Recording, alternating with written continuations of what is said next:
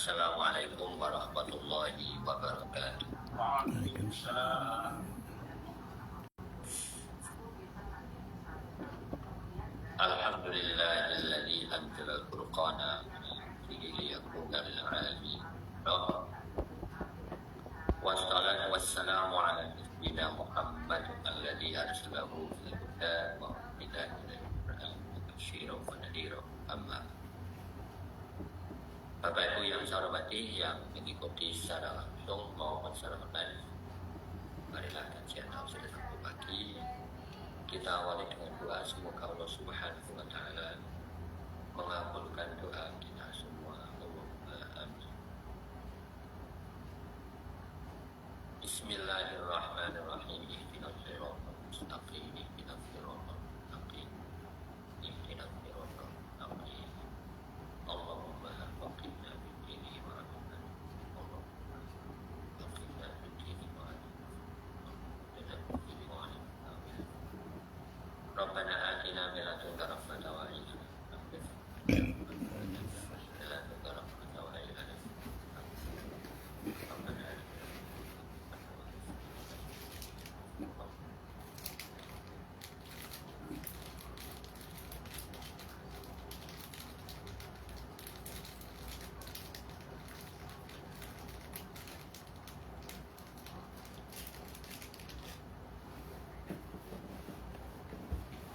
Bapak Ibu yang saya hormati, melanjutkan kajian kami dari Sabtu pagi surah Al-Baqarah, dimulai dari ayat 90 saja. A'udzu billahi minasyaitonir rajim. Wa laqad ja'akum Musa bil bayyinati thumma takhadtumul ajla min ba'dihi wa antum dhalimun. Dan sungguh benar-benar telah datang kepada kalian Nabi Musa dengan membawa mukjizat atau bukti-bukti kenabian. Kemudian justru kalian mengambil patung anak sapi setelah kepergian Nabi Musa. Dan kalian adalah orang-orang yang zalim. Jadi dulu pernah kita sampaikan waktu di ayat 55 itu, wa wa'adna Musa arba'ina lailatan tsumma takhadtum layla min ba'dihi wa antum dhalimun. Ada sedikit perbedaan prolog atau potongan awal ayat. Jadi kalau di sana di 55 wa wa'adna Musa arba'ina lailatan, ingatlah ketika Allah berjanji untuk menemui Nabi Musa, ya, melakukan pertemuan selama 40 malam. Kalau di sini dan sungguh benar-benar telah datang kepada Nabi Musa dengan wabahnya. Nah tentu perbedaan redaksi ini saling melengkapi, bukan saling bertentangan. Kita berbicara bukan dalam konteks membenturkan ayat atau terjadi kontradiksi informasi, dan saling melengkapi. Gimana cara memahami secara utuh? Bahwa di sana di 55 ketika Nabi Musa bertemu dengan Allah kurang lebih 40 malam di sana. Lalu kemudian beliau Nabi Musa untuk pulang dan datang membawa bukti-bukti kemungkinan. Atau bisa juga dalam pengertian bahwa itu dua kasus yang berbeda, dalam pengertian tidak harus satu waktu antara bertemunya Nabi Musa dengan Allah selama 40 malam dengan datangnya tanda-tanda kekuasaan. Nah, dua peristiwa ini memang menentukan dua yang berbeda. Nah, yang berbeda belum tentu bertentangan dan begitu. Contoh, ya, ada orang, kamu udah makan, ya, mau apa? Mau telur. Lalu kemudian kemudian 1 jam kemudian ada orang lain aja, kamu udah makan, mau apa? Mau tempe. Tuh, yang benar tempe atau telur? Dua-duanya benar. Coba dua-duanya karena ternyata dia makan tempe sama telur gitu. Dan tidak disebutkan semuanya. Atau itu peristiwa yang berbeda hari dan tanggal. Jadi sekali lagi kita tegaskan bahwa tidak semua perbedaan itu kontradiksi. Nah, tinggal kita mengharmonikan atau memadukan pemahaman saja. Jadi tidak ada. Yang benar itu gimana kok? Orang Bani Israel menyembah patung anak sapi itu setelah Nabi Musa pergi meninggalkan kaumnya dan bertemu Allah kurang lebih 40 malam, atau ketika Nabi Musa membawa bukti-bukti tadi kan, misalnya begitu. Ya tidak saling bertenang, dua-duanya bisa dipahami secara utuh tadi. Itu berarti menjelaskan satu hal yang pasti bahwa orang Bani Israel itu melakukan kemusyrikan, setelah Nabi Musa pergi. Dan kemarin kita sampaikan, kalau tadi kita pahami bahwa 55 dengan 92 itu proses satu waktu, satu peristiwa, satu rangkaian, berarti summa takhadtumul ajla min ba'dihi wa antum zalimun, itu menunjukkan rentang waktu yang lama. Artinya kurang lebih seperti itu. Ketahuilah bahwa orang Bani Israel menyembah patung anak sapi itu dimulai sejak Nabi Musa tidak pergi menghadap Allah untuk menerima wahyu. Dan itu terus berlanjut bahkan ketika 40 hari kemudian, bahkan ketika Nabi Musa undur, itu praktek-praktek kesyirikan itu masih dilakukan. Nah, kira-kira jadi tidak saling. Baik. Nah, itu sudah kita kupas tuntas mengenai al-ijl. Jadi akan kita sampaikan lagi juga. Lalu kemudian wa antum dzalimun. Bagaimana kemudian penyembahan anak sapi itu disebut zalim? Zalim itu melakukan sesuatu tidak pada tempat. Ya, artinya apa? Bahwa seorang hamba itu kewajibannya ada yang semestinya berterima kasih kepada Allah dengan taat, karena Allah telah memberinya hidup, telah memberinya kenikmatan, dan seterusnya dan seterusnya.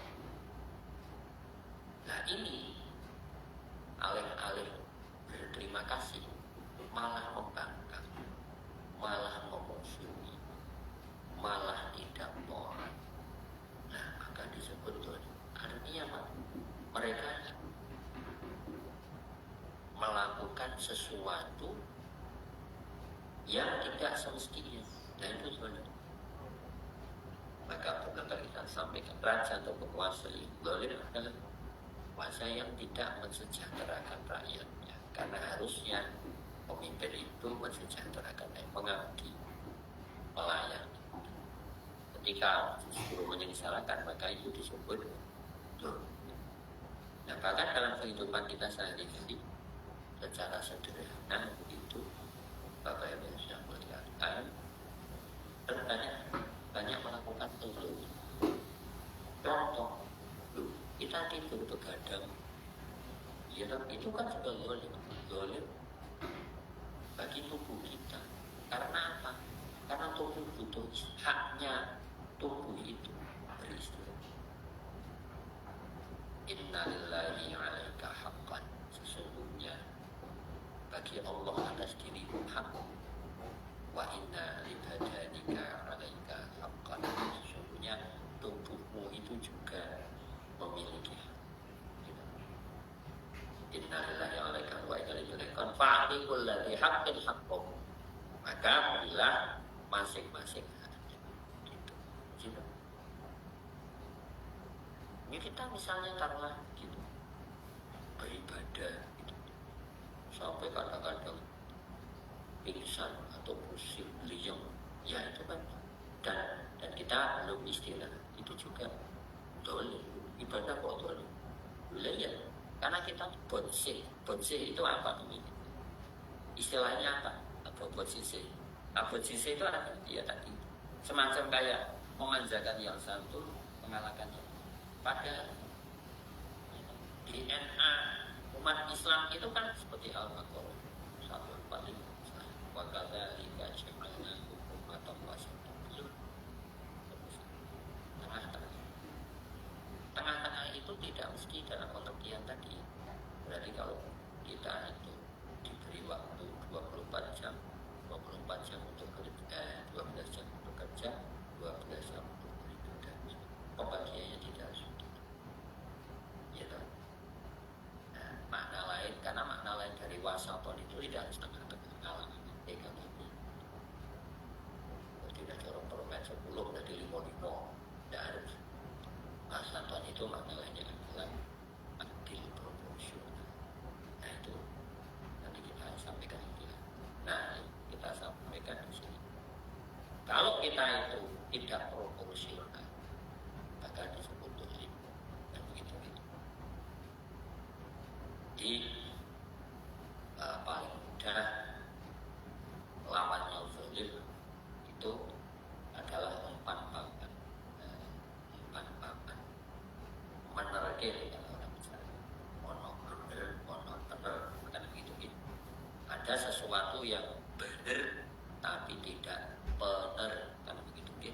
Ada sesuatu yang benar tapi tidak tepat kan ngoten nggih. Contoh kita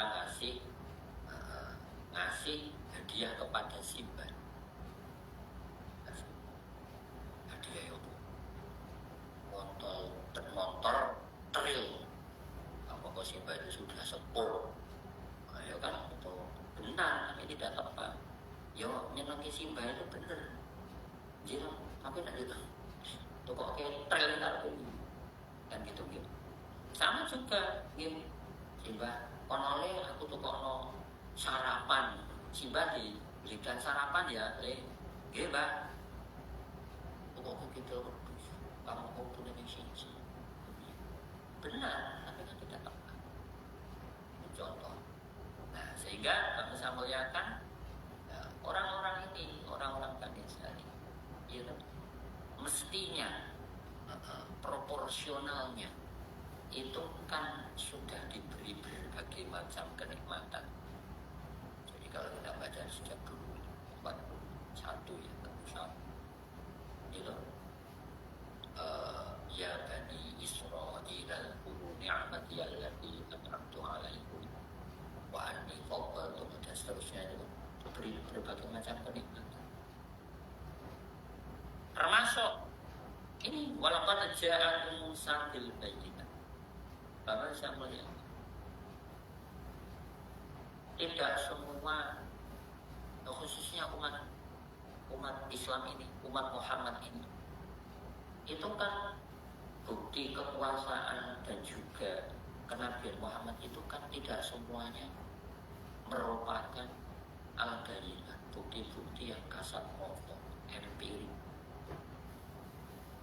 Ya, betul kalau untuk konteksnya saat ini memang iya, membaikkan kadang-kadang manusia itu tidak bisa menangkap bukti itu. Tsunami, banjir, ya pokoknya musibah-musibah itu kan sebut corona, gitu. Itu kan bukti-bukti kekuasaan.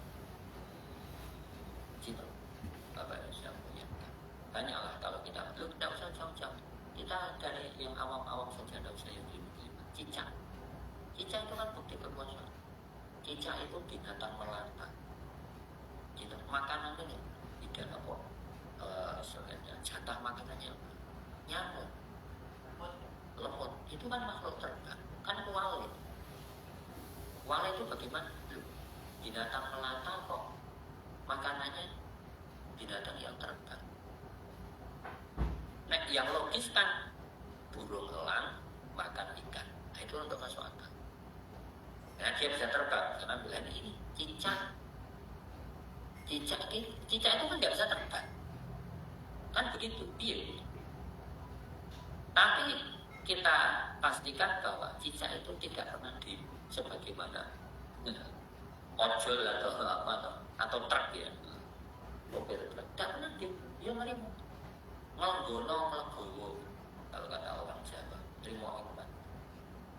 Dari cicak kita belajar bahwa ya takdirnya cicak seperti itu. Itu kekuasaan. Dan dari cicak kita belajar tentang satu kepastian rezeki. Yang kedua dari cicak kita belajar tentang kesabaran. Dari cicak kita belajar kecerdasan. Gitu. Nah, tentu yang paling hebat dari cicak kita belajar keimanan terhadap qadar dan itu. Ya, ini pokos dan yo, aku ingin gremet. Jatah saya itu sebagai hewan melata dan hidangan saya itu terbang. Kalau cicak protes kan, ya Allah, Gusti panjenengan itu pripun toh? Kok cara amen manusia gitu, soal kasar wong orang ateis, orang gendah. Tuhan kok orang gendah itu. Ya sudah diukur semua, namanya takdir itu kan sudah diukur. Nah, mestinya secara logika manusia kan harusnya kan nyamuk, makanya cicak kan gitu. Nyamuk itu terbang memakan hewan yang mandek kan begitu. Tapi kan tidak. Nah, sama juga kayak kucing makan tikus. Kan buat sebaliknya. Buat tikus makan kucing. Padahal kan kucing itu besar, tikus itu kecil. Dan tikus itu lebih kecil. Harusnya kan, ya Allah, buat saya itu makanan saya itu ya kayak gajah gitu. Jadi ketika saya kejar itu nggak bisa lari cepat. Tapi tidak, takdirnya adalah dia makan tikus. Kan gitu. Nah, memang kadang-kadang takdir itu ada yang tidak masuk akal. Mengapa? Karena kita belajar. Nah, jadi kembali ke tadi, gitu. Wa antum sholimun. Nah, orang Bani Israel sudah diberikan berbagai macam bukti kekuasaan yang empirik, kasat momo al-barina, bukti kekuasaan yang sing cetowe di Al-Arab mereka sampaikan itu para salna alaihi tufana angin tufan itu kasat mata. Tidak dengan Al-Quran. Al-Quran itu kan empirismenya kan harus dibuktikan. Misalnya ada ayat yang hakullahu riba wa yurbi as-sodaqat, itu termasuk yang paling berat. Allah akan menghancur leburkan riba dan akan menumbuh kembangkan sedekah. Kan itu nggak masuk akal secara logika manusia, apalagi logika empiris. Contoh kalau kita itu infak, zakat, infak, sodaqah itu kan mengeluarkan. Harta kita kan kurang. Tapi kenapa Allah menyebutnya kemudian berkembang biak, bertambah? Sementara riba itu kan bertambah. Gitu. Lah ya, bunga kan riba itu kan bunga. Kita nyimpan uang 10.000. Nanti jadinya 10.100 misalnya kan gitu. Bagaimana riba itu disebut sebagai kerugian, kehancuran? Faktanya secara kasat mata bertambah. Kenapa sedekah atau zakat atau infak disebut bertambah? Faktanya berkurang. Ini kan kalau kita memakai logikanya matematis, logika empiris, kan mesti kita akan beralih itu tuh. Nah itu kan butuh pembuktian dan pembuktiannya terjadi Bapak Ibu. Palestina orang berubah, tambah Ukraina, tambah hampir kemarin Iran sama Israel, mau tambah India dengan Pakistan, terakhir Abu Dhabi dengan Thailand dan seterusnya. Indonesia ya seperti ini terus. Ya, setiap tahun mesti ada demo dan seterusnya seperti ini. Belum pernah teruji bahwa sistem riba itu memberikan keuntungan secara hakikatnya. Bapak saya melihat, memang dunia dengan sistem riba ini bisa membuat gedung pencakar langit, membuat AI, membuat handphone, membuat senjata nuklir, membuat apapun ya. Tapi kan berakhir dengan perang. Loh, peradaban Barat berakhir dengan perang dunia pertama, kedua, dan hampir ketiga, dan sekarang disebut sebagai perang asimetris, perang apa namanya, perang teknologi, perang media dan seterusnya. Semua makan korban. Jadi kalau kita mau hitung kerugian, ya, umat manusia ini dengan sistem riba itu maka banyak sekali. Ya. Nah, jadi kalau saya melihatkan, nah, tapi itu ketika Masya Allah kita mendengar di sana di Maristan itu semacam kayak klinik. Dulu di zaman saya kalau Pak Dinasti Asia gratis. Konon sebuah hikayat menyebutkan Umar bin Abdul Aziz. Jadi gambarnya Pak Jokowi ya loh, bagi-bagi sembako. Itu dibawa pulang lagi. Itu kok dibawa pulang lagi ya? Ya tidak ada orang miskin. Kok iso? Dan sekarang kan ya Allah yang namanya BLT itu. Kok sembako itu kan ada banyak orang mati atau minimal cedera karena disebutkan rebutan. Bahkan ada yang pakai metode dalam kutip penipuan jili anak ilmu. Ini anakmu tak sisi tapi dulu bansos biar bisa cepat ke kan tidak model kayak gitu. Ya Allah, nggak bisa melihatkan. Nah jadi sekali lagi apa kita sampaikan bahwa orang Bani Israel itu sudah diberi bukti kekuasaan Allah yang kasat mata. Farsalna ilmu tufana, tapi mereka tetap berkhianat, mengingkari, tidak taat. Wal jaroda, tiba-tiba seluruh wilayah negara itu banyak tidak hanya mendorong Lombok atau di mobil semua. Wal kumala, umok itu rambut, waktu fania dan kotor. Arsan wa kumat wa saudan wadahan ada keran ada nimbo ada sungai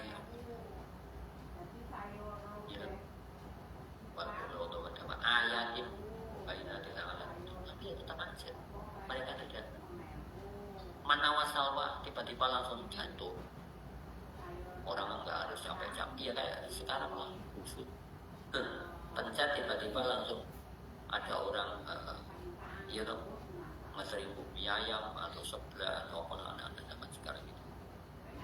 Mbak Kakung yang tidak mengalami zaman teknologi itu bingung penjenengan sinten dan ini kalau saya ngantarkan personal itu nih jenengan ulah jenengan kenal kalian putu kulo kan pundi kan lu buatan mbak ini kalau aplikasi ini ku nompo wah semua kan mon mbak jenengan ki pokoke pun ndonga kula mawon ora tekan menenangan kemen takon pundi-pundi wis pun pokoke niki mie ayam pesenane Joko utune jenengan lah kok dibayar derek sampun lah kapan Joko le bayar wong-wong mboten nonton Joko ki nang ndi to yo jan mboten sampun dibayar Pak saestu ampun goroh lho kula mungkin pikir nek mboten dibayar kan yo kula dadakan ngene jenengan mboten saestu Mbak oh gimana untuk lawan ting dong non pakai Joko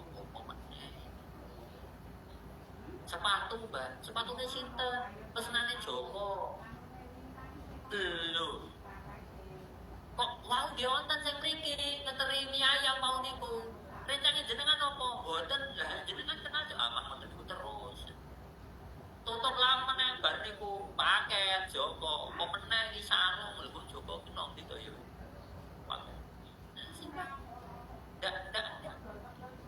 paling gampang Mbak pokoknya ini aplikasi ini latihan mlebu swarga Mbak gitu.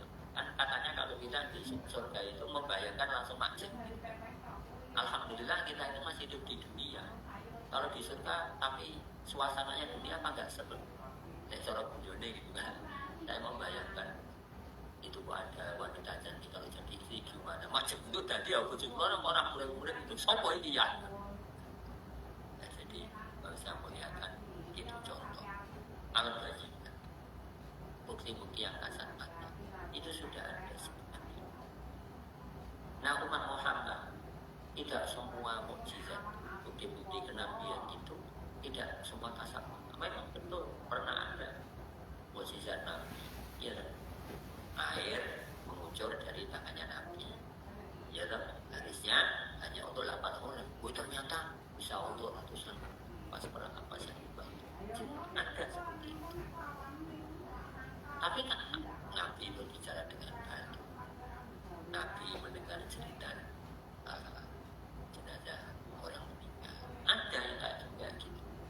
memang kan tidak sebanyak orang Bani Israel itu. Iya toh. Mana wasallam telbom langsung dari. Gitu. Panas entang-entang tiba-tiba kemudian langsung hiu. Gitu. Batu ditutup muncul 12 mata air. Laut memang ngono. Ombak bulu-bulu tutup langsung biar. Apa sih disebut bahasa Indonesia nya terbelah. Betul biar Papua sana. Betul. Itu kan mukjizat yang kasat mata. Iya. Dan kita ini kan mukjizatnya memang logika, pemikiran, Al-Quran. Ya. Inna anzalna Qur'anan Arabiyyan la'allakum ta'qilun. Sehingga kami menurunkan Al-Quran itu berbahasa Arab agar kita itu mikir. Gitu. Itulah bedanya kajian dengan pengajian. Di sini kan KTSP, kajian tafsir Sabtu pagi, bukan PKSP. Nah, PKSP kan pengajian Sabtu pagi. Bedanya kajian dengan pengajian apa, Pak? Nek kajian itu pancen mikir, nek pengajian itu mboten mawon kalau kajian gitu kok. Nah, itu soal lain. Terus gitu. Ya jangan tanya saya stikernya. Kira-kira. Ya enggak tahu, jangan tanya. Jadi Pak saya muliakan, ya memang ya, kajian itu lama. Sehingga kita perlu sampaikan bersama ya. Memang menjadi umat Muhammad itu mestinya harus cerdas, apalagi Rasulullah itu punya DNA falqona, sifat wajib. Rasul empat, sifat amanah tabligh. Ini sebenarnya sudah keputusan ya, kayaknya sudah nggak mulai. Pun tak ada lagi Pak Dono. Dalam sudah. Kalau sudah tanggal 3 sudah Rabiul Akhir ya. Tapi kemarin-kemarin kita tapi tetap masih orang muludan itu juga dan nggak masalah. Kita tegaskan bahwa maulid Nabi tidak harus di bulan Rabiul Awal. Syawal ya mulai, Ramadan ya mulai, kan seperti itu. Maulid bid'ah. Saya mengadakannya nggak di Rabiul Awal kok Syawal kok itu lebih bid'ah lagi loh ya. Saya itu memperingati lahirnya Nabi kan saat Arabku toh. Itu kan Nabi aja nggak ulang tahun. Ya, Nabi nggak ulang tahun ini kan pertimbangannya mungkin beliau ya ibaratnya gitu kan. Nanti kalau saya ulang tahun nanti umatku nggak niru-niru aku, dikirone wajib. Mesake wong pajak muda. Nggak selarang. Kira ngono. Bukan berarti Nabi nggak ulang tahun kita nggak boleh. Tidak semua yang tidak dilakukan Nabi, tidak semua yang tidak dilakukan Nabi itu tidak boleh. Tidak semua yang tidak dilakukan. Saya jamin Nabi tidak pernah dahar dadan. Jadi bina. Iya. Mas Awid diganti mas. Cari kurma mas. Iya. Yang kita mau gimana? Berarti saya nggak merek kanjeng Nabi. Nah, yang nggak kayak gitu logikanya tuh. Masa terus apa-apa yang tidak dilakukan kanjeng Nabi juga angel. Wong cetokin najina yusrun kan gitu. Tapi kan agama iki gampang. Ma ja'alallahu lakum fid dini min haraj. Kalau Al-Qur'annya gitu. Jadi agama itu orang nggak mirip. Bahkan kalau kita maulid Nabi, kita ingat dahulu. Inna Allah sesungguhnya Allah lam yab'atsni tidak mengutus sapa Allah kepada mu'annitan ngeyel wala muta'annitan gawe angel walakin ba'atsani angin hanya Allah mengutusku mu'alliman muyassira sebagai pengajar kebajikan dan juga ngentengke uripe kaula. Itu DNA tupoksi Rasul kan. Inna Allah alam yab'atsni mu'annitan wala muta'annitan walakin ba'atsani mu'alliman muyassir. Mati sing jeneng gawe angel kemauan seperti itu. Boleh, ya boleh. Tetapi Rasul enggak pernah melakukan itu. Lho ya, nek makanan harus kabeh-kabeh betul ya masuk ade makan harus tarap buku-bukulan kurma harus susu. Larang lho. Apalagi kan fagru kan. Fagru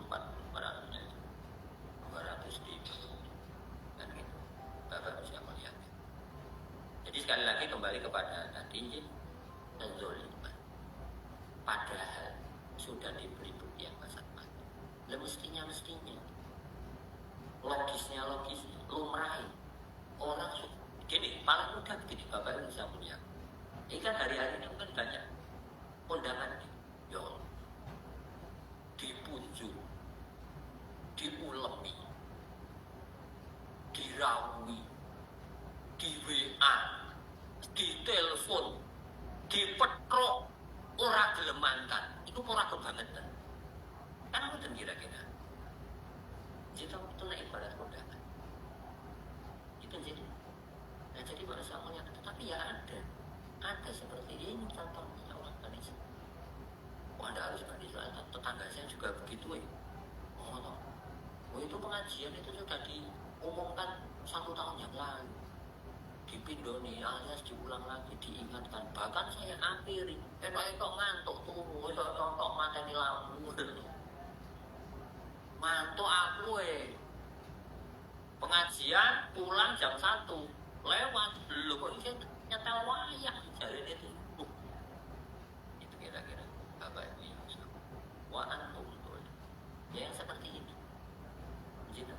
Nah kita ini Masya Allah iya dulu ada yang kawan saya cerita dan tetangga orang Semarang ya pun saya agak sakit tapi kebetulan orang iso buatan sakit kan untuk masuk karya di 5 juta ya Allah untuk 5 juta kini tak putih wala sudah sahuri Bapak bisa melihatkan gitu tetangga saya kecelakaan hari Selasa kemarin tetangga sini hidupnya harus dioperasi terus berikut ya dari mawon tapi misalnya dioperasi area itu sini penjenengan le ambekan pulau damel ke bulungan ngisor ini di bur atau nggak tahu bahasa le ambekan dari kerumunan sini wah betul sih mau padahal kita ini setiap hari kan ngupel gitu kan ya Allah gitu kan aku nggak tahu bahwa kita bisa menghembuskan nafas alias bernafas itu karunia yang nggak yang paling populer kan dahlan operasi selaput darah nopo gitu. Berapa? 2,2 mm untuk berapa? Bayar 200 juta. Ya Allah. Padahal sel darah atau apa biasa gitu. Manusia itu kan sebenarnya kalau diteropong itu kan seperti bunga ruwet gitu. Bagusnya. Gitu secara anatomis tubuh manusia itu kan kayak bulan gitu. Lah itu kan terputus hanya berapa milimeter itu ya Allah 0,0 berapa 0 meternya 200 juta. Kamu kok tadi itu rasanya selaput darahnya manusia itu kalau dijebrek itu sekolah laut sebelum itu ke Pantung 200 kilometer. Nah itu dikalikan lawan kali 1 milimeter itu berarti selaput darah belum gigi yang asli senilai 1 juta itu pun ya bukan asli betul Allah sudah keren-kerennya badan manusia tidak sekeren belum lagi nanti mata kornea itu baru anatomi tubuh nah sawah ladang mobil baju perhiasan wa in ta'uddu ni'matallahi la tuhsuha kata Ar-Ra'd. Kalau engkau mendata nikmat Allah enggak bisa kalian itu. BPS enggak bisa mendata kan begitu. AI enggak bisa mendata nikmat Allah. Coba tanya sama AI. Meta AI sebutkan nikmat-nikmat Allah. Berapa jumlahnya? Cuma katanya artificial intelligence. Maka bisa melihat kan sehingga ya dulu itu dalam drama kosmisnya Allah itu kan ingin menyampaikan atau memasrahkan memberikan amanah itu kan kepada inna aradnal amanata 'alas samawati wal ardi langit sapi itu. Kamu mau nggak jadi menteri BUMN? Wah, mboten. Abot sanggan ini. Jadi, lo nek kon ngapusi pripun? Wonten niku. Bensin kantor niku 1 bulan 1 juta. 2.300.000. Kula kan nyatet. Saya top 700 ini pripun. Bendina ngoten niku. Wah, mboten. Inna amanata 'ala samawati wal ardi. Ya wis kowe piye? Kowe mboten bumi. Lah napa meneh kula? Wis kula trimo mawon ra mboten napa-napa. Diwai sampah, pempos, pembalut, repot, kulen, duren, puntahan, kuyuh, jaran pun kula tampa. Nek kula kan dados komut BUMN trimo mboten. Abot sanggane. Tenan ra gelem kuwi iki ngono lho. 1 bulan 3 miliar durung kok. Obretane tunjangane wah mboten lah kula trimo mboten. Wah kayane gunung iki. Menjulang tinggi pokok kowe wae potong. Potong ae gunung kan. Tak kira anu. Ramono anu. Kowe gelem dadi gubernur apa Jawa Jakarta. No. Gunung bener Ramono anu. Wah, mboten trimo mboten saestu. Wah, ngatur wong Jakarta niku angel, ngatur wong yo cuma angel wong Jakarta. Wong Jakarta, wong Jakarta wong ayu. Jakarta adine sing jarune iki terkenal aluse.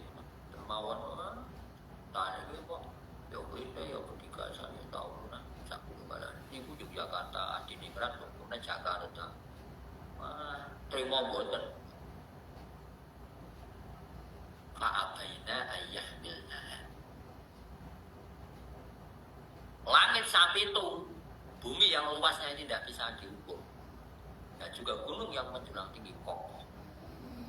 Sela itu artinya apa? Enggan dan tidak mau memikul tanggung jawab. Wa asfaqna minha. Akhir ma asfaqna minha. Coro-coro mau wah grandes wah kula tanggung jawab buat wa asbaqna wa hamalal insan ono manusia kaulan si Allah sing jenenge manusia nek jare disimbah manusia niku menus kakean dosa jir menus niku napa anu padut wah repot panjenengan niku kula takon panjenengan niku sing langkung sepuh Bapak, Pak Don Asmanipun ingkang rasukan penak. Pak, siapa namanya? Pak Anung dilalai. Allah ngapunten nggih, Pak. Kok ya dilalai kaya ono Pak Anung nang kene to ya. Padahal sing kula maksud Pak Pramono. Ya Pramono Anung Asmani. Nama lengkapnya siapa? Alhamdulillah. Kula wis matra tau keke Pramono Anung. Nggih Pak Anung dengan Pak Dono tua mana? Wah, yo kudune panjenengan sing langkung pirsa to. Menos kok mboten pirsa niku pripun? Lah menos niku sing panjenengan sebut nek kula nek kula dilurusake. Setahu saya menos itu ketrek. Nah, betul. Menos kakean mongso. Ya ada yang membuat singkatan itu. Leres dua-duanya bahwa menungso itu mongso dan menungso itu kakean dosa. Betul. Tapi menus tadi itu menus ki napa? Lah boleh jadi Simbah Uyun untuk siwur dulu mungkin ya karena kan kalau menurut teori Darwin itu kan manusia berasal dari ketek ya. Tetapi mungkin kalau dulu kita pernah ketemu Kirodatan dulu ya kita jelaskan apa. Oke lah mungkin tetap kita sebagai umat Islam ya asal manusia itu nanti ada. Tetapi kalau matanya seperti ketek, nah itu betul tidak perlu teori Darwin. Loh, betul tadi. Termasuk yang ciri khas. Kalau kita itu kenggembira lokal atau keragu, amit munsif. Kalau kita itu pro ketek, itu kan bukannya dia menutup aurat, malah menunjukkan auratnya. Lah manusia yang seperti itu banyak tanpa menyebut merek. Sudah tidak bisa lihat. Mestinya kita itu tidak perlu protes. Kalau disebut Darwin berasal dari kera. Setidaknya wataknya kan kira-kira seperti itu. Nah, kembali ke tadi Bapak Usama zolim. fa'abaina wa hamalal insan. Ulo mawon. Menungso, pilihlah saya. Itu kan menungso. Mana ada langit dan bumi atau ketek, pilihlah saya. Saya aja yang jadi komut, saya aja yang jadi direktur A, B, C, dan seterusnya. Bayar mana? Bila ya bayar. Bayar suara, bayar. Menungso.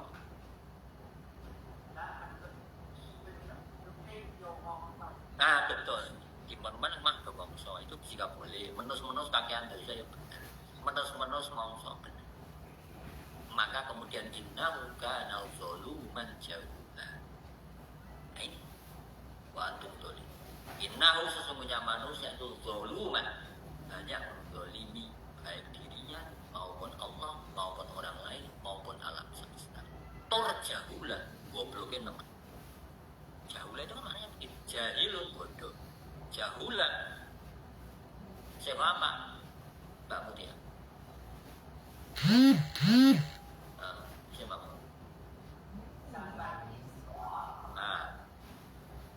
Taf.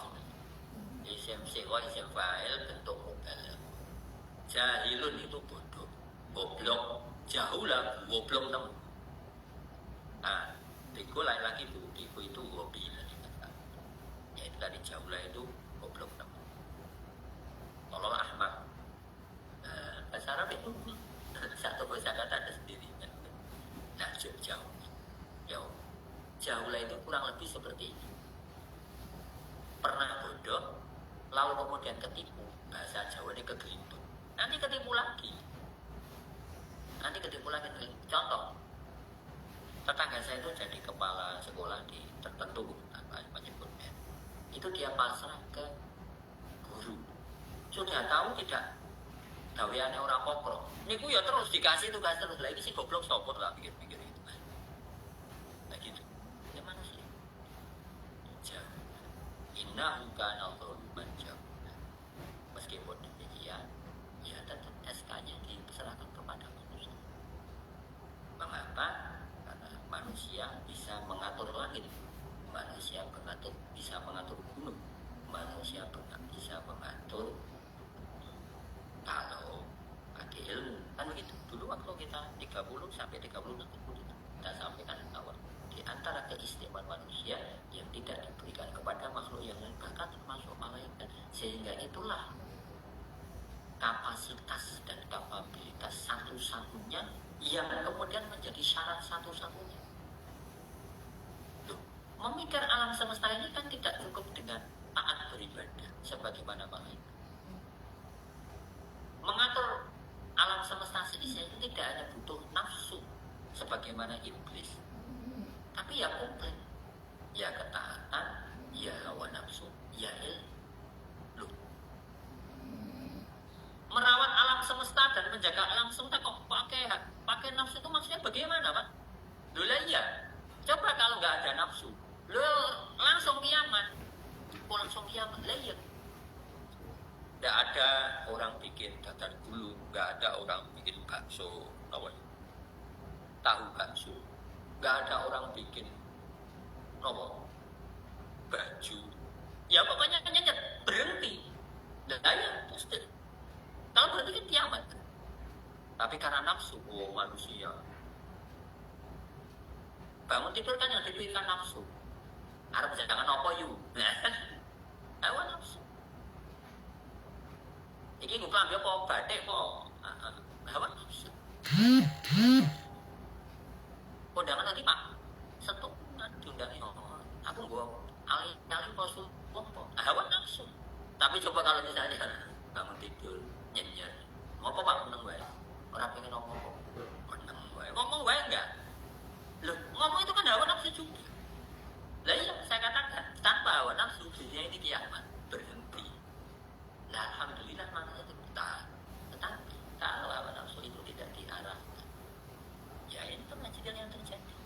Orang bikin AI, bikin senjata, bikin penelitian, dia akan menghancurkan.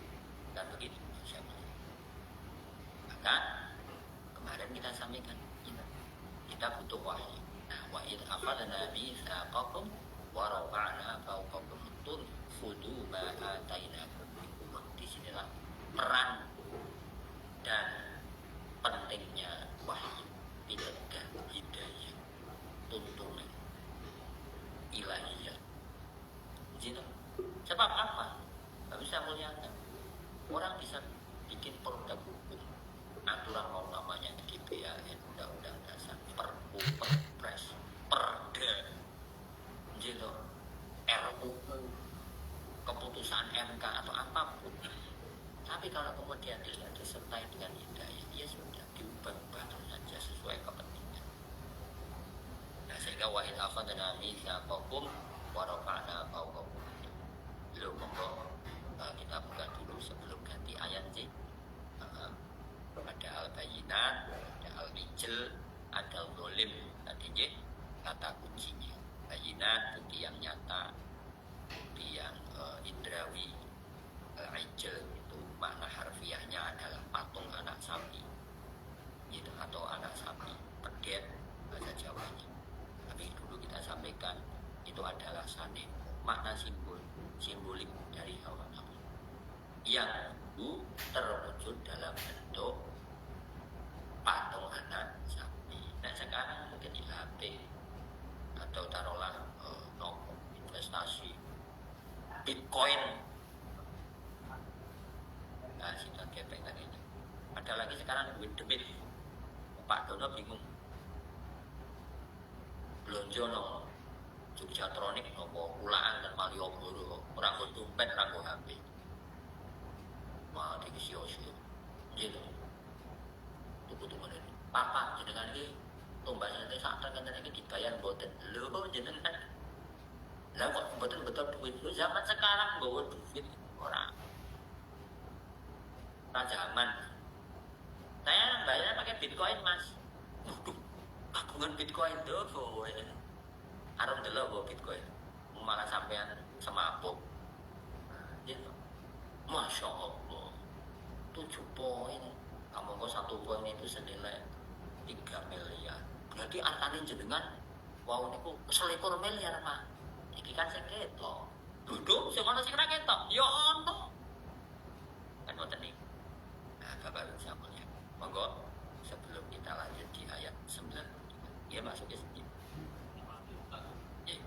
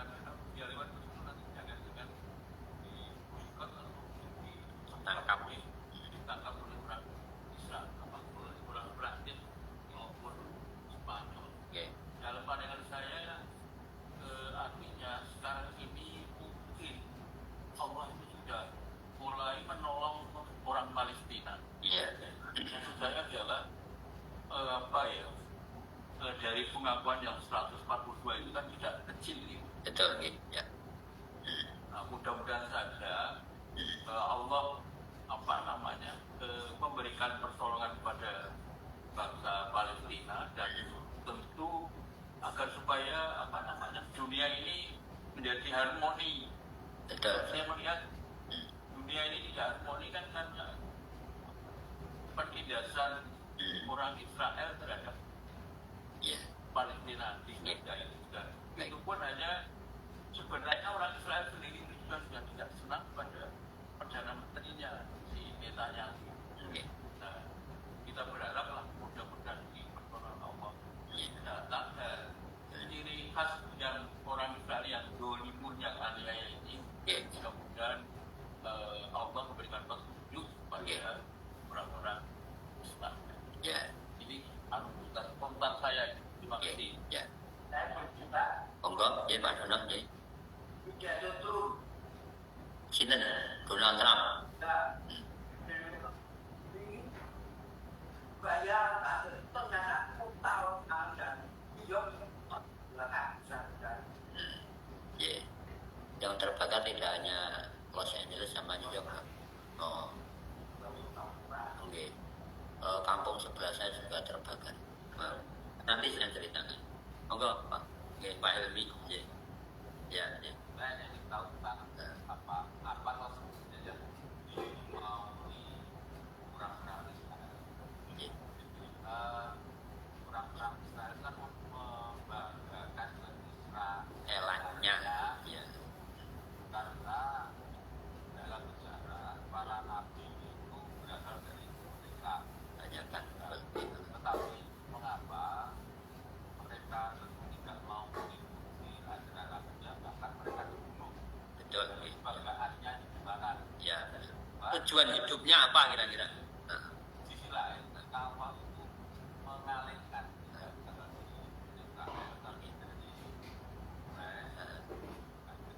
Muhammad juga tidak diterima. Nah, betul. Nah, sebenarnya yang dimaui orang-orang Israel itu Oke. seperti apa? Saya kok koyo urip oleh menggil. Oh, juga rapi. Nah, betul. Betul. Oke, ya urut mawon nggih, Pak Sukis. Ya tentu berdoa itu kewajiban, berharap juga kewajiban, dan juga belajar itu juga kewajiban. Tiga-tiganya kita tetap harus berdoa kepada Allah agar tidak hanya di Palestina bisa muliakan. Ya pokoknya kita itu berharap kezaliman itu sirna di muka bumi, termasuk di Palestina kan begitu. Padahal kezaliman kan banyak dimanapun. Nah itu yang pertama. Yang kedua harap ya betul, kita juga tetap berharap bahwa istilahnya apa? Ya kalau kita memakai istilahnya kita orang bisa memakai logika foto tanam ya Allah, wong Palestina kok nandur terus ora tahu panen, kira-kira seperti itu gitu. Nandur poso prihatin dan seperti itu gitu misalnya. Ya, jadi mungkin taruhlah mungkin saatnya orang Palestina itu memetik kira-kira begitu gitu. Itu juga berharap, optimis itu juga kewajiban gitu. Tapi juga belajar juga harus kewajiban. Saya melihatkan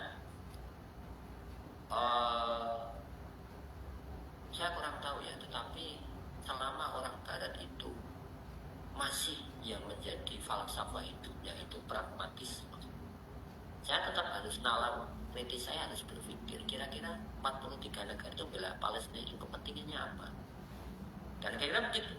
Dalam politik itu kan, jadi di satu sisi ada yang namanya keimanan, di satu sisi ada yang namanya pembelajaran. Jangan sampai kita di prank, di PHP. Maksud saya begini, mungkin saja loh nanti skenario-nya kira-kira begini. Orang Barat itu sudah sangat hafal dan sangat tahu dalam keputusan apapun, muhal bin mustahil, Amerika akan berseberangan dengan Israel. Jadi saya mengilustrasikan begini, anggaplah seluruh, tidak hanya 42 Pak, taruhlah dunia negara di dunia itu berapa kok? Misalnya 158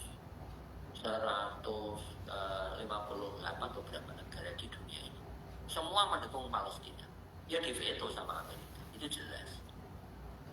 Dan semua orang tahu.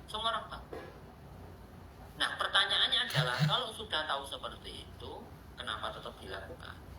Kita dalam politik juga harus berpikir, jangan-jangan orang bilang Palestina itu karena Palestina itu juga memang seperti gadis cantik lah, ibaratnya diperebutkan banyak orang. Nah, khawatirnya orang itu kemudian hanya untuk sebagai alat pressing diplomasi untuk Amerika.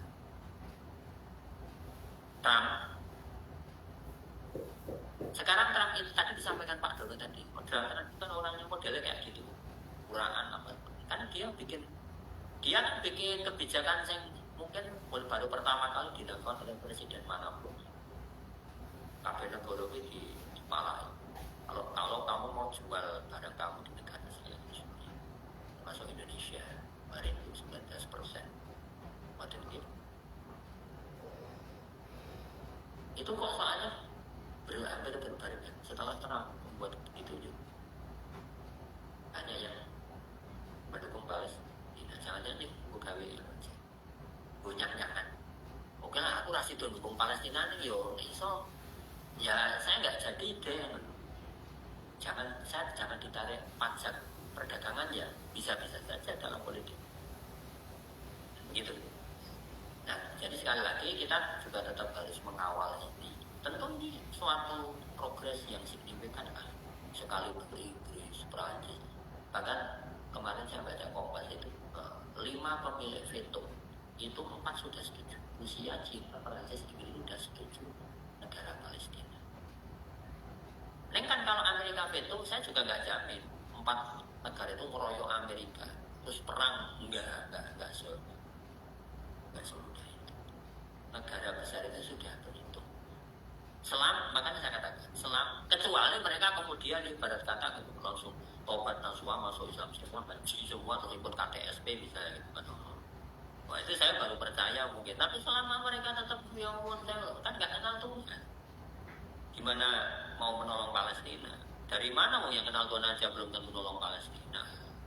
Kan kira-kira seperti itu, apalagi yang kenal Tuhan. Jadi tetap hitung-hitungannya bisa beda.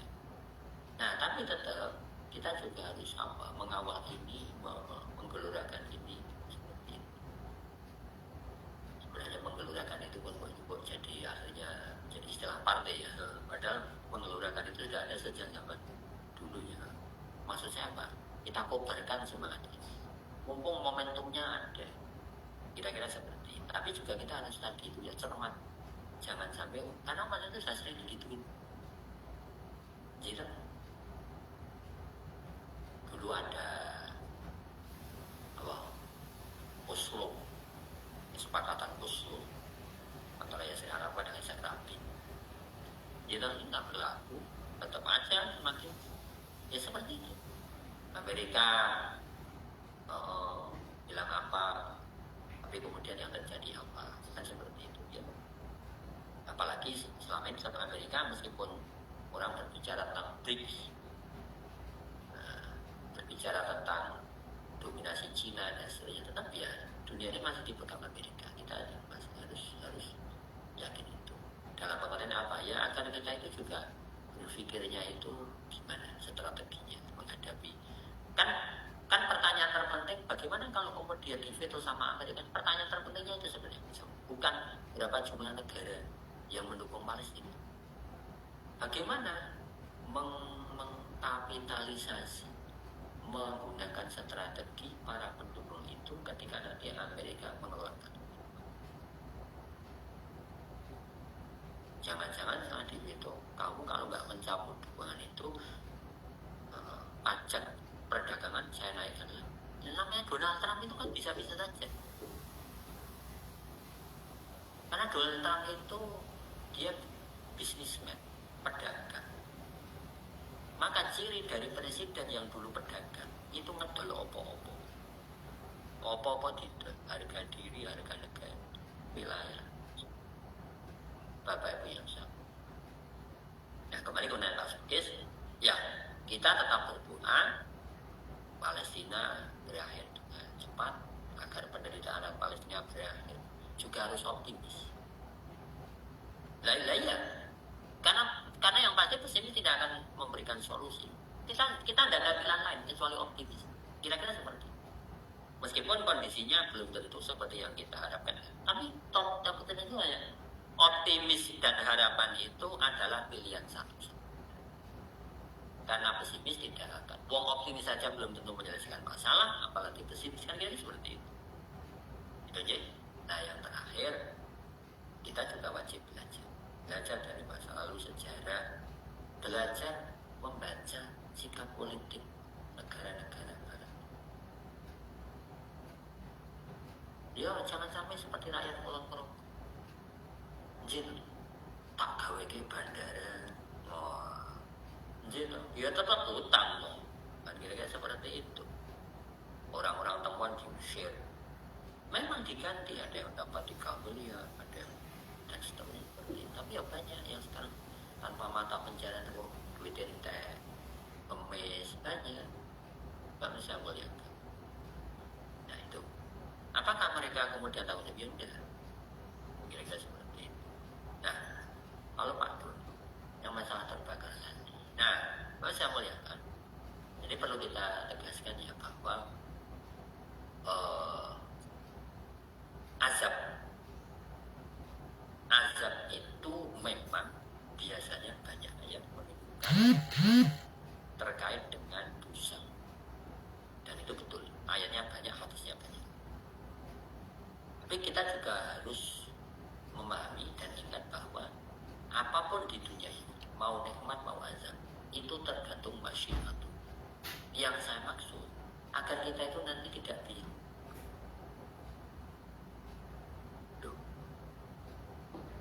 Umat Islam itu kan sebenarnya kan orang yang paling taat, orang yang paling beriman. Tapi kenapa kok musibah umat Islam itu kemudian betul-betul bingung?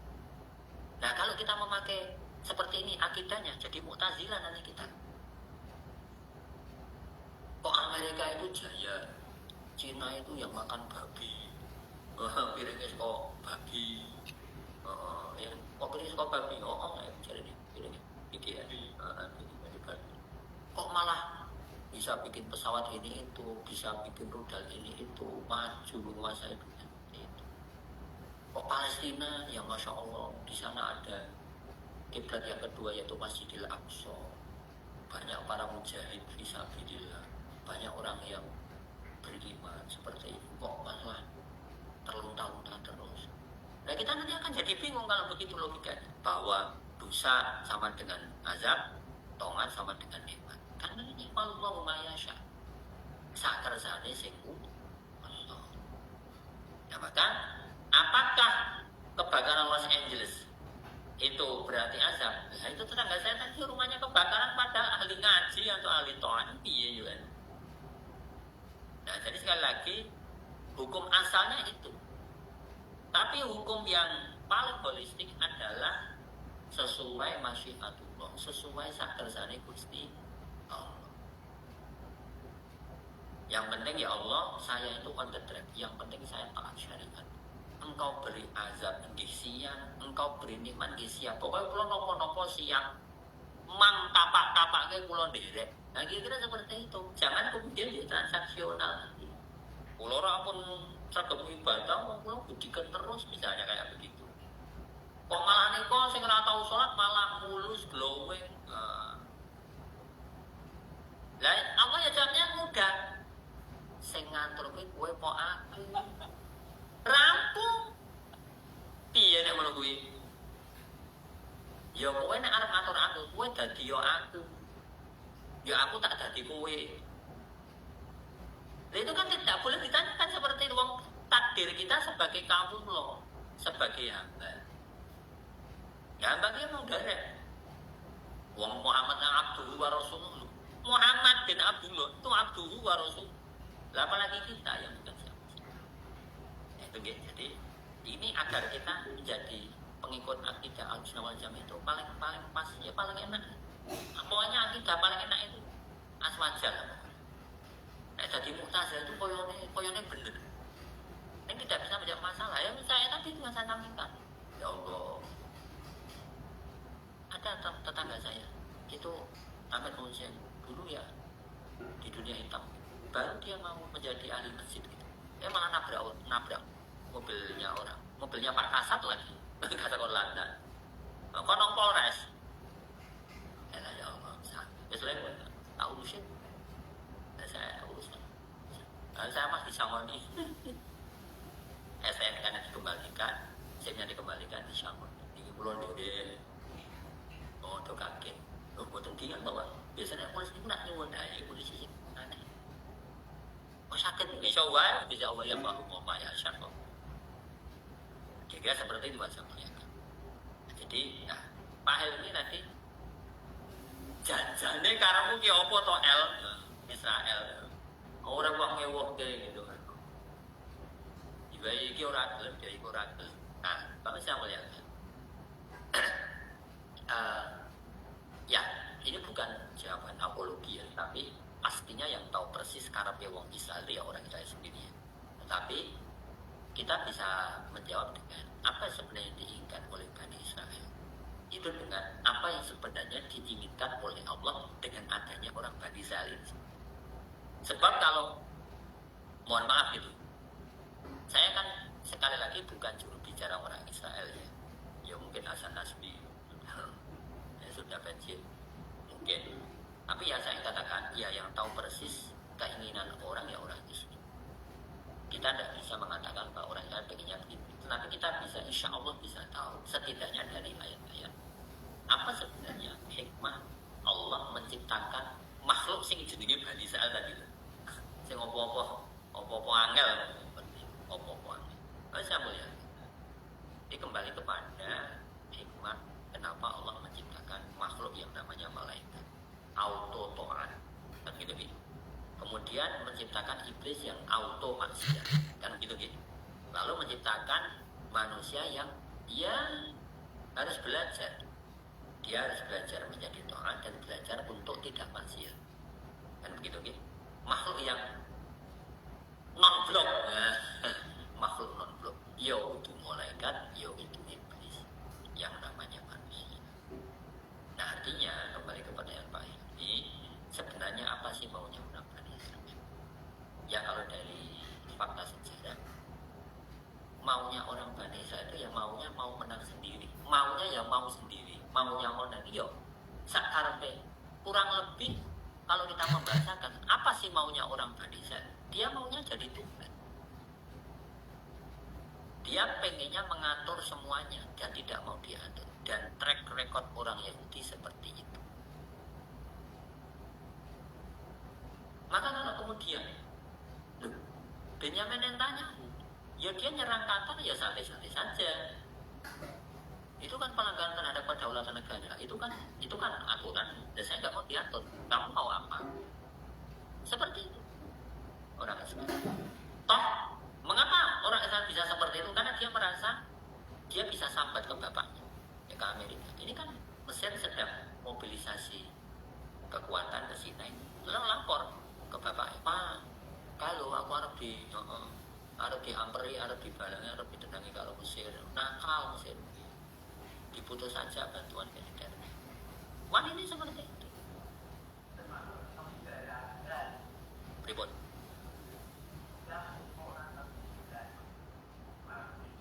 Wah, kemana-mana ini Pak Dono nanti. Soalnya bilani dan tidak itu kadang nggak bisa dilihat secara kasat mata ya. Kan ya kita nggak tahu kalau Amir Saudi itu kirim rekening langsung kan kita juga nggak tahu. Bilo itu juga memang. Lu nak dipikir Mesir juga seperti itu. Mesir itu dan kurang ajar tenanan kok. Perang bareng-bareng kok kemudian mendatangani perdamaian hijau. Misalnya begitu gitu. Itu satu pemikiran. Ada benarnya. Tapi yang kemudian damai juga ada benarnya. Saya bayangkan kalau dulu itu Anwar Sadat langsung ke Tel Aviv. Wah itu sangat alhamdulillah nyerbu Kairo. Saya nggak jadi ke sana. Kalau saya nggak jadi ke sana, saya nggak jadi KTSP Pak Dono, KTP hilang. Urutannya seperti itu. Dulu aja. Piramid hancur, Al-Azhar hancur, dia perang terus. Nah itu yang dipikirkan Anwar Sadat. Aku dia musuh ini ternyata orang musuh Israel. Ini gue yang buntet juga gini. Buntet tak ada musuh orang dasar sih orang sikil orang awak mau nih. Ibarat kata seperti itu. Mesir tahu itu. Dia sekarang buktinya. Ya memang kita boleh mengatakan itu. Ya Allah, Arab ya kurang ngomong tuh, ya suke, ya senjata. Mau lu negara siji, cilik orang mana? Lo kok saya buntut itu gitu. Cuman buntut lah, Israel dikerubun Arab. Loh itu tadi. Loh yang bikin Israel siapa? Ya Inggris Prancis. Kan kira-kira begitu. Mengapa Inggris Prancis atau negara barat mendirikan Israel? Negara itu tidak maju. Seluruh energinya terforsir kepada militer. Dia nggak mikir pendidikan lagi. Tidak mikir kemudian mesejahterakan rakyatnya.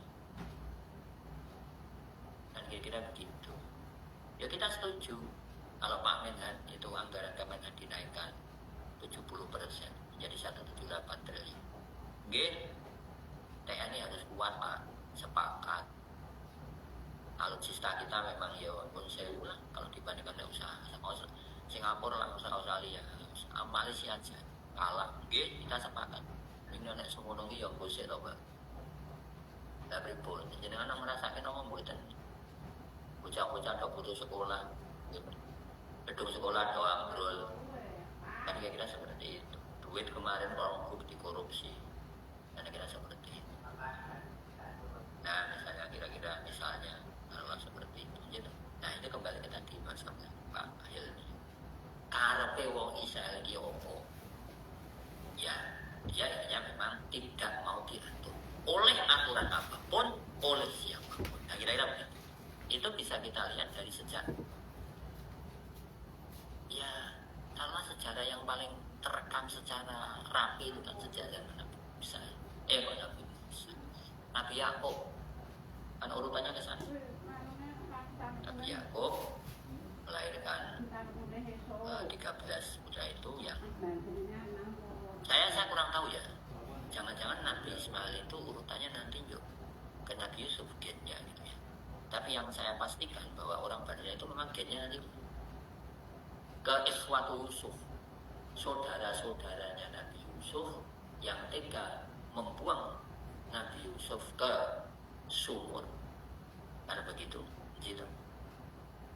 Dan berbohong kepada ayahandanya sendiri dan menuduh ayahandanya itu pilih kasih dan kemudian tidak tahu malu mengemis kepada saya. Nah itu fragmen awal DNA-nya dari siapa?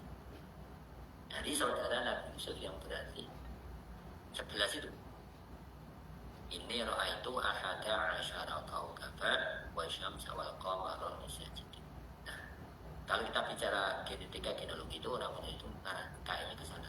Kedua ke 11 saudara Nabi Yusuf yang mempunyai karakter-karakter. Jadi udah dari sana Pak. Baik.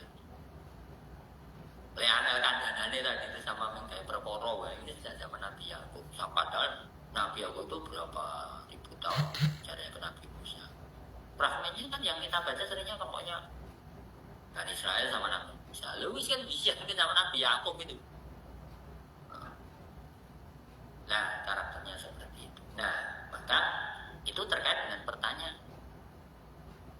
Ini pun ngertos elek macam itu, ya mbok ya Gusti Allah mboten sah nitahke Bani Israil to, Pak. Waduh.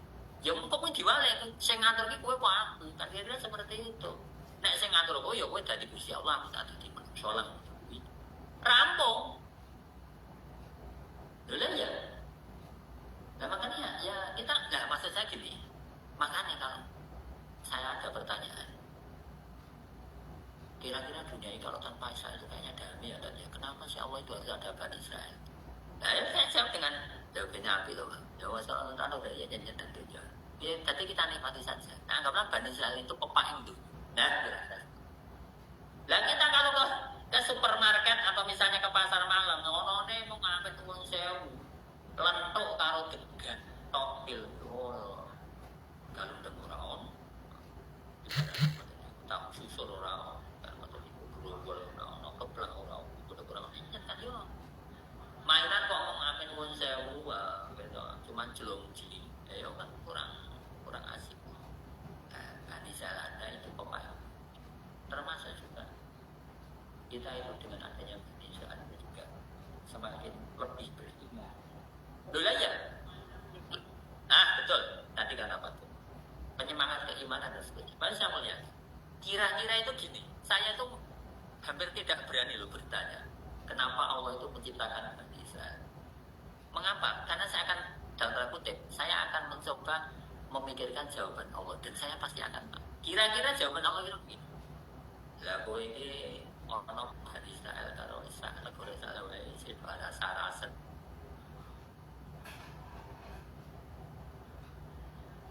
Kalau rasi itu takon, saya nggak jadi bertanya. Loh lah iya kan? Loh, Israel ada sejak 48. Negara Arab malah semakin kesini semakin sibuk dengan sepak bola. Dono tadi itu, Masya Allah, klub Al Hilal Al-Nasr Saudi beli pemain dalam arti ben wonge gelem bal-balan nonggonan, bukan kok beli pemain itu kok didolong pasar nitan kritikan itu boten. Gitu. Satu pemain seharga nek coro dirupiahke 1,2 triliun. Ya Allah. Mong supaya bal-balan. Nek Pak Dono tadi itu alah kok tumbas kula mawon rasa kaki. Kula orang atas itu mawon. Lah ya beda balik beda tendangan dengan beda tendangan. Ya boten kok ngepikir, boten sih belum masuk ke sana. Ini saya katakan kembali ke Pak Dono tadi. Loh iya. Bal-balan belum lagi main saham di Wall Street dan seperti itu. Pertanyaannya, kok orang toko pemain Indonesia Marcelo Ferdinand kok ada tetap fitur kan? Ayo kan kalau mau yo dulur dewi kan gitu.